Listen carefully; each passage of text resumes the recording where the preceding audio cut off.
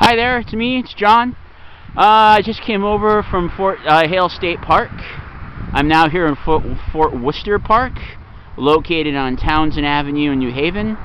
And the reason I'm shooting these videos is to talk about places that are connected to native people of New England.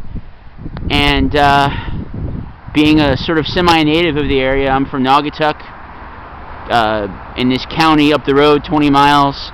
I've sort of known about the Quinnipiac people for a good chunk of my life. But they were, of course, the original inhabitants of New Haven. The colonists met them in 1638. And the piece of land that we're on now has some historical significance to it. It's the site of a Revolutionary War fort, as this plaque says. And we're also standing on land that was part of the reservation area given to the Quinnipiac people by the colonists. Very nice of them. But let's get a little closer so maybe we could read the plaque. I don't know, there's information about Fort Wooster up top. But I'll read you a little bit about what it says about the Quinnipiac tribe. This coastal Algonquin tribe numbered about 250 members when the English colonists arrived in 1638. They practiced a variety of activities: fishing, clamming, farming of beans, squash, and corn, gathering of nuts, berries, and roots, and hunting game and birds. They lived in wigwams covered with rush mats, skins, or bark. Travel was by foot or dugouts. Clothing consisted of tanned hides decorated with feathers, porcupine quills, and shell beads. Pretty standard, basic stuff. We're going to go to the other side and see what else it says. And on November 24th, 1638, the Quinnipiac leaders Montaways, Sawsanek, Momogan, Sugcogasin, Carrowhood, Weesacook, and Shompisha signed a treaty with the Reverend John Davenport and Theodopolis Eaton, which were the co-founders of the colony of New Haven. Which designated the east side of the harbor, where we are now, as a reservation of 1,200 acres for the Native Americans. And here comes the bummer sad part. The Indian population gradually dwindled, some of the men serving in Great Britain's colonial wars.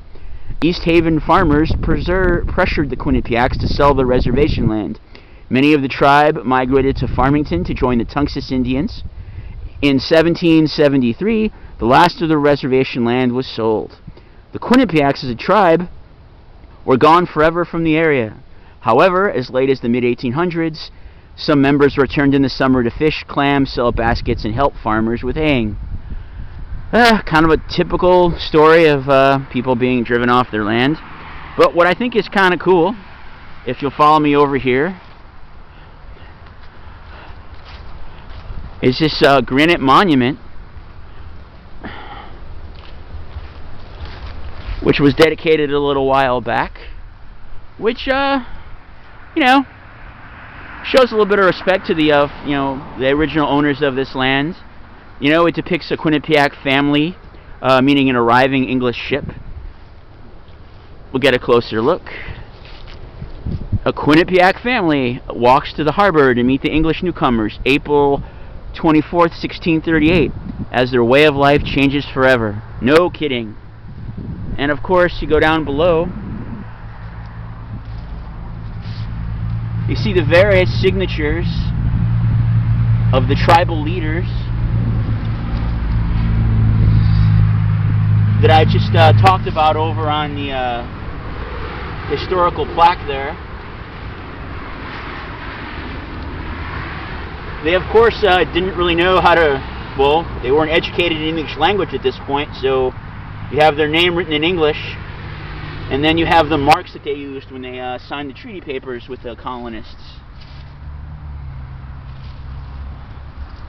Some of them look like lines and squiggles, but looks like Sawsanek has a tomahawk or a club, and Montaways has a bow and arrow.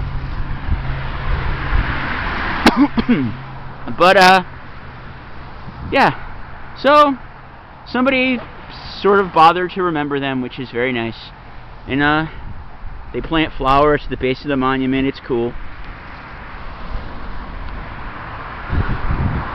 But, so I hope you enjoyed this little video clip, and perhaps I'll have more on the Quinnipiac people at a later time. But this might whet your appetite and a tad bit, and maybe you'll want to do some research on your own. Okay, so I'm going to sign off now. Thanks for watching.